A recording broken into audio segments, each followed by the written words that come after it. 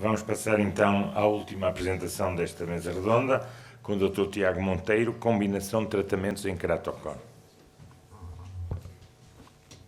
Muito obrigado, professor António Marinho. Portanto, ouvimos falar em nomogramas e ouvimos falar nas vantagens e nas desvantagens que os dois procedimentos cirúrgicos que mais frequentemente utilizamos, que são o crosslinking e os segmentos, podem trazer no Keratoconus. Que outro tipo de combinações podemos fazer ou que somos obrigados a fazer para tratar corretamente estes doentes? Portanto, um doente com Keratoconus, esteja em progressão ou não esteja em progressão, tem uma patologia e essa patologia traduz-se num defeito refrativo e num defeito visual. E para eventualmente o podermos tratar de forma global, temos que considerar três aspectos. O astigmatismo irregular à cabeça, portanto, que é onde se localiza a patologia, as aberrações de alta ordem que a irregularidade da córnea traduz, e muitos destes doentes, não a grande maioria, mas alguns, associam a sua patologia da córnea a uma hemetropia axial. Portanto, vimos que existem perfis de tratamento, ou melhor, procedimentos cirúrgicos com um perfil terapêutico da doença, como seja a cabeça ou crosslinking, como é a keratoplastia seguramente, como eventualmente pode ser os segmentos e a sua combinação com o crosslinking. E alguns destes também têm um caráter refrativo. Os segmentos têm um caráter refrativo, a associação com procedimentos laser na córnea também, e depois tudo o que é o implante de lentes intraoculares, sejam lentes fáquicas ou lentes pseudofáquicas. E de que forma é que podemos combinar estes tratamentos para melhorar a visão dos nossos doentes? Claramente, a combinação de segmento intracorneano e lente fáquica é aquela que mais é utilizada e é aquela que mais publicações tem na literatura. Existem publicações em que abordam a combinação de segmentos de tipo diferente, sejam segmentos tipo Intacs ou segmentos tipo Ferrara, combinando com lentes intraoculares diferentes, nomeadamente lentes fáquicas, como são a ICL e a Artiflex, que no fundo são aquelas que atualmente utilizamos. E também existem artigos ou papers que falam da combinação de crosslinking com lente fáquica. Portanto, esta é claramente a combinação que mais frequentemente temos que usar na clínica. E o racional para utilizarmos é o racional que eu vos indico aqui em baixo. Os segmentos intracorneanos ou eventualmente o crosslinking teriam como indicação a regularização da córnea, a correção do astigmatismo irregular e das aberrações de alta ordem. E com isso teríamos numa primeira parte do procedimento a capacidade de melhorar a acuidade visual com óculos. Depois o procedimento refrativo, nomeadamente uma lente fáquica, trataria da acuidade visual sem correção, portanto normalmente da esfera. Eventualmente pode utilizar-se uma lente fáquica isoladamente, seja esférica ou tórica, em casos em que nós consideramos indivíduos mais velhos, indivíduos que consideramos que tenham a sua córnea estável, a sua patologia estável, e indivíduos que tenham uma boa acuidade visual com óculos, ou seja, que nos indicam que têm baixas irregularidades na córnea. Apresento-vos os resultados do trabalho que temos de retrospectivo em que combinamos segmentos tipo Ferrara, técnica manual, com lente fáquica esférica na correção do Keratoconus. Estes são os critérios de inclusão. Incluímos apenas doentes com capas máximos antes da cirurgia de segmentos abaixo de 55 dioptrias. Portanto, o pool é ainda curto, são 15 olhos de 12 doentes, uma idade média de 36 anos.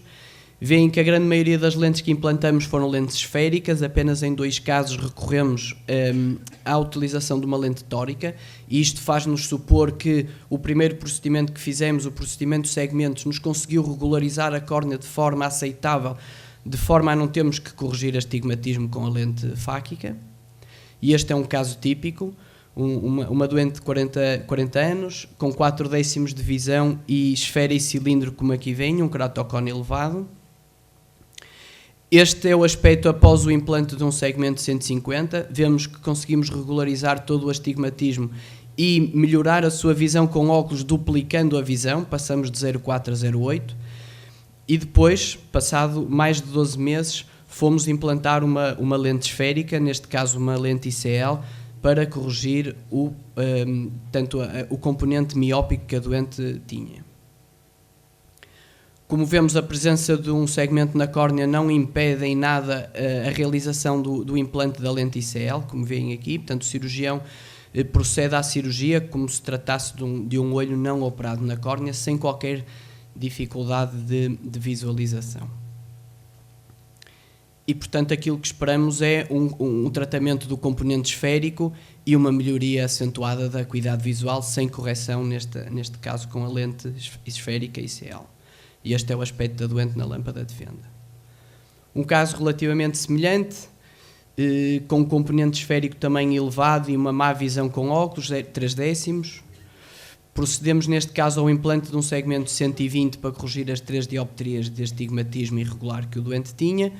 Conseguimos regularizar de forma aceitável a córnea e obter uma acuidade visual corrigida com óculos de 7/10.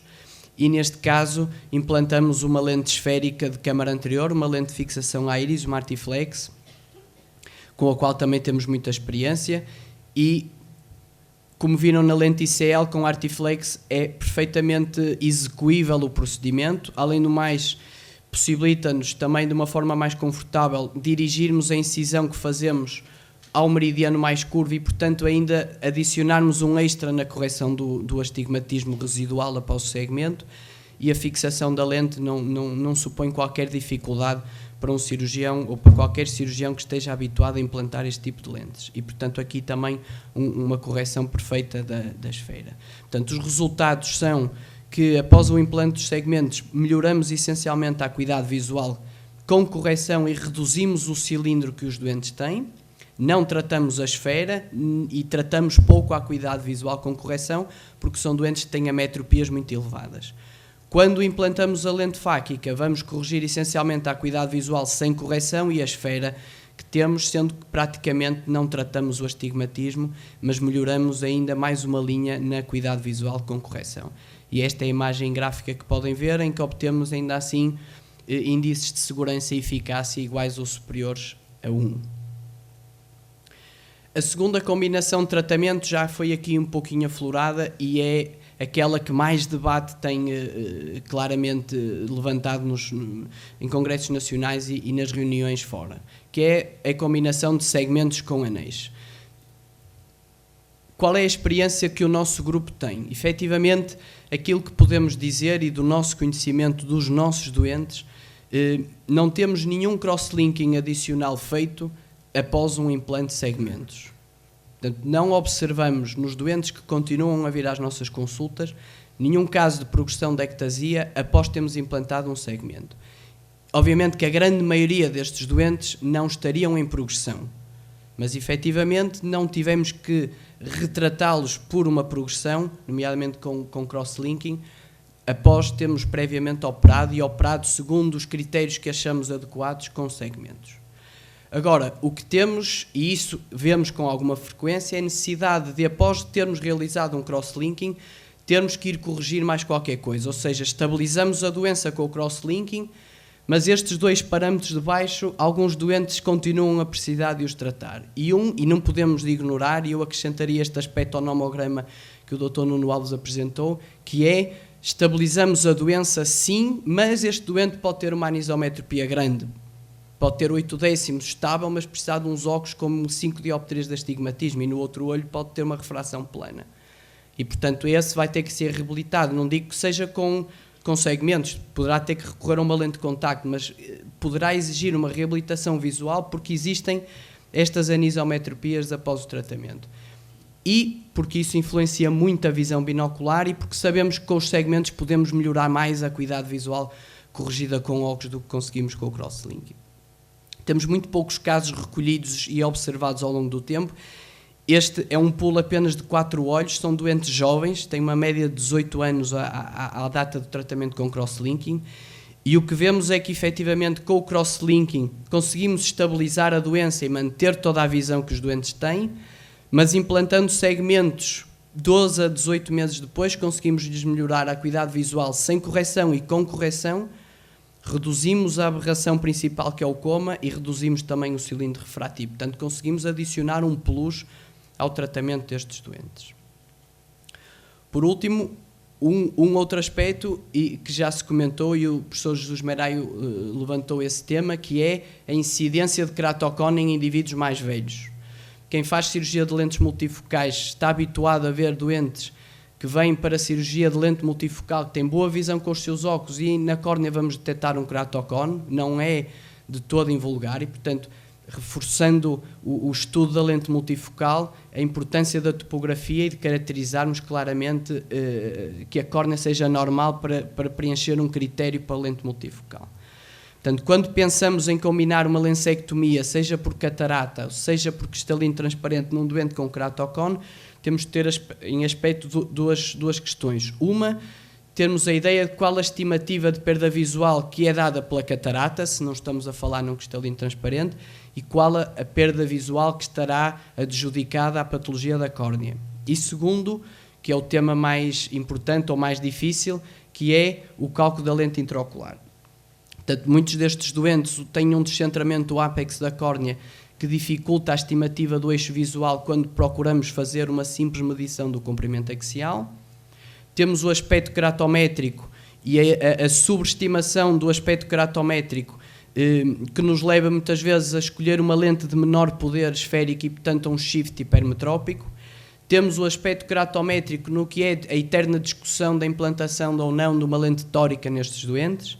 E temos também a questão do ACD, portanto, a profundidade de câmara anterior, que é mais elevada nestes doentes e que pode levar a um erro ou uma estimativa errada da posição efetiva da lente, se usamos fórmulas que tenham em conta esse aspecto. E, portanto, aqui pode ter interesse combinar segmentos ou qualquer procedimento na córnea, um crosslinking, o que seja, para regularizar a córnea, se achamos que a córnea é responsável por grande parte da visão, e eventualmente uma lente pseudofáquica, esférico-tórica, para a correção da catarata ou de uma ametropia elevada, por exemplo, num doente de 55 ou 60 anos, onde não vamos querer implantar uma lente fáquica. Estes 4 artigos escolhi-os propositadamente porque são alguns artigos que nos levantam estes calcanhares de Aquiles quando combinamos lensectomia e queratocone. O artigo do canto superior esquerdo mostra-nos como, usando uma fórmula que teoricamente é das mais recentes, uma Holliday 2, os autores encontraram a necessidade de explantar lentes em 30% dos casos por não terem feito correção à fórmula de cálculo no poder esférico da lente. Em baixo, um artigo interessante que nos mostra como, utilizando uma das fórmulas que mais utilizamos, que é a SRKT, podemos utilizar um padrão de correção consoante o grau do queratocone.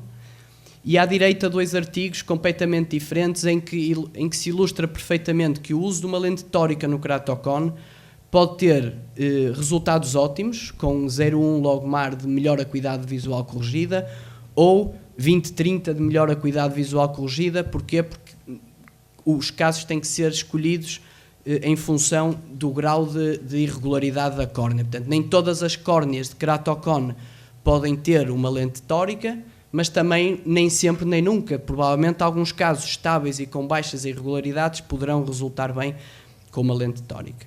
E, portanto, este debate podemos deixá-lo mais para a frente, eu não vou perder tempo, só vos ilustrar um caso de lensectomia em que combinamos segmentos com queratocone, uma senhora mais velha com miopia e cilindro que procura a nossa consulta para cirurgia refrativa, uma miúpe, com queratocone no olho esquerdo incipiente ou grau 1 que decidimos corrigir com segmento para lhe melhorar a visão e, portanto, passa de 0,8 para 0,9, melhorando a forma da córnea, e depois com o implante de uma lente multifocal de baixa adição, neste caso uma Restor 2,5, para a correção da miopia que tinha, sendo que no outro olho, com a visão boa que tinha, procedemos apenas ao implante da lente de baixa adição. Portanto, concluindo, os procedimentos na córnea permitem-nos melhorar a acuidade visual corrigida, porque melhoram o astigmatismo irregular e melhoram as aberrações de alta ordem.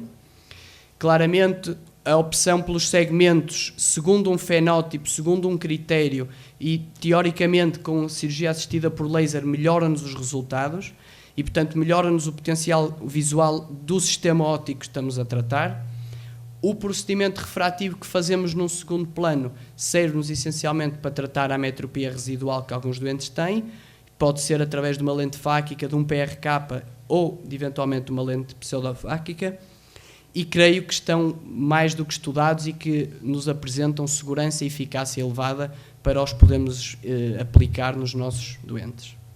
Obrigado.